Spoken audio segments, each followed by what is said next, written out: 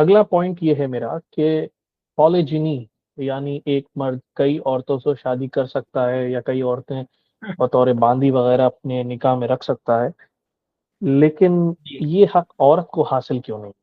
ये बता देखें भाई, सकते ये भी जबरदस्ती हठ धर्मी की बुनियाद पर क्वेश्चन किया जाता है, वरना एक औरत खुद समझ सकती है कि उसे एक से ज्यादा मर्द रखने की क्यों इजाजत नहीं है।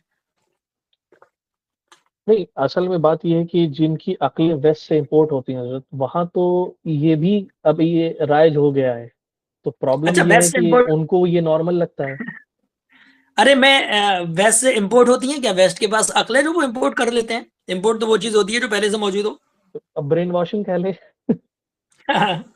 खैर, ये तो था मजाक। अच्छा, फतावा अफ्रीका में आला हजरत इमाम अहले सुन्नत की फतावा अफ्रीका अगर आपने पढ़ी होगी, तो आप देखेंगे फतावा अफ्रीका में ये सवाल किया गया। आपने पढ़ा है? जी हजरत, नजरों से गुजरा है मेरी। तो आला हजरत इमाम अहले सुन्नत ने उसमें बहुत सारी हिकमतें गिनाई। उन हिकमतों को मैं तलखीस करके बताता हूँ, और जो मेरे जहन में है वो भी मैं बताता हूँ। नंबर वन ये है कि औरत अगर एक से ज्यादा मर्द रखेगी तो इससे आप क्या मकसद हासिल करेंगे? अगर आप फैमिली सिस्टम सही करना चाहते हैं, नहीं हो सकता। अगर आप नस्ल अपनी प्रोटेक्ट करना चाहते हैं, नहीं हो सकती। अगर आप इससे फाइनेंशियल चीज कमाना चाहते हैं, नहीं कम सकती।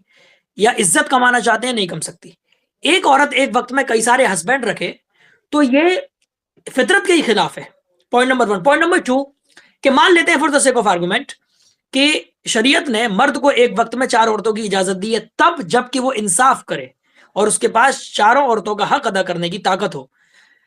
लेकिन अगर औरत एक वक्त में एक से ज्यादा मर्द रखे, तो मैं ये पूछता हूं कि औरत के जो बच्चा होगा, जो उसकी पैदाइश होगी बच्चे की, who will be the father? Father कौन होगा उस बच्चे का? इसका फैसला कैसे होगा? पॉइंट नंबर थ्री, एक औरत के अंदर अगर बहुत सारे मर्दों का जो है, क्लियरली मुझे बोलना पड़ेगा, सेमन अगर जाएगा, तो फिर क्लियरली ये साइंटिफिकली और मेडिकली प्रूवन है कि खतरनाक से खतरनाक बीमारियां होंगी। ये भी क्लियर है।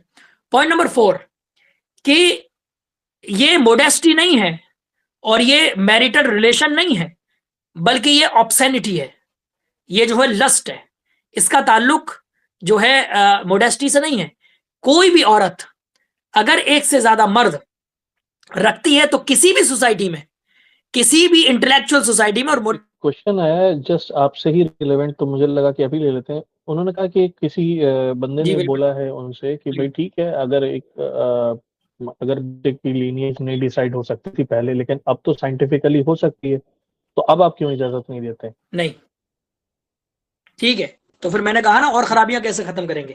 जिस साइंटिफिकली बच्चे की जो है आप जो फादर, जो उसका जो फादर है उसे प्रूव कर देंगे, तो ये बताइए औरत की बीमारी को कैसे खत्म करेंगे? जो औरत के अंदर बीमारियां पैदा होंगी, क्या साइंस उसको खत्म करने की गारंटी ले रहा है? यूरोप में बहुत सारी बीमारियां इसीलिए पैदा होती है क्योंकि मल्टीपल पार्टनर्स होते हैं औरतों के, तो बहुत तेजी से फैलती क्लियरली हैं ऐसी ये जो बीमारी। बीमारी है, एड्स को ये लाइलाज कहते हैं, और इन्हें ये मालूम है कि एड्स का जो रीजन भी यही है, यही वाली ऑब्सेनिटी जिसके बारे में ये सवाल किया जा रहा है। इसके बावजूद इसे लाइलाज कह रहे हैं, और ये भी कह रहे हैं कि ये बहुत फैली हुई है। तो ठीक है, for the sake of argument हमने मान लिया कि बच्चे का जो फादर है वो साइंटिफिकली क्लियर हो जाएगा कि ये फादर है। तो फिर मुझे ये बता दीजिए कि जो दूसरी खराबियां हैं वो कैसे आप खत्म करेंगे? और फिर इसके अलावा ये भी बताइए कि सिर्फ आपने फादरशिप उसकी प्रूव कर दी, फादरहुड जो है वो प्रूव कर दिया?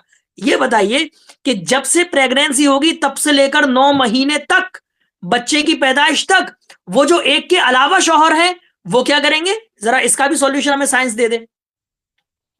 हम्म, सही। बहुत सारे कॉन्फ्लिक्ट ये खड़े हो ये जाएंगे, फैमिली से स्ट्रक्चर डिस्ट्रॉय हो ये जाएगा। सोचिए कि ये सिर्फ एक घिनौनी चीज को मांगने के चक्कर में एक औरत के ऊपर कितना बड़ा बोझ और कितनी बीमारियां और कितना जुल्म ये डाल रहे हैं, और उसको ये हक कह रहे हैं। देखें, शरीयत मुतहरा में मकासद खमसा है, यानी परवरदिगार आलम ने इंसान को शरीयत के जरिए 5 मकसद अता किए। उन 5 मकसदों में दो अहम मकसद, नंबर एक नस्ल की हिफाजत, नंबर दो जान की हिफाजत। औरत के लिए ये दोनों मकसद जो है खत्म हो जाएंगे। आप औरत की जान को क्या समझ रहे हैं?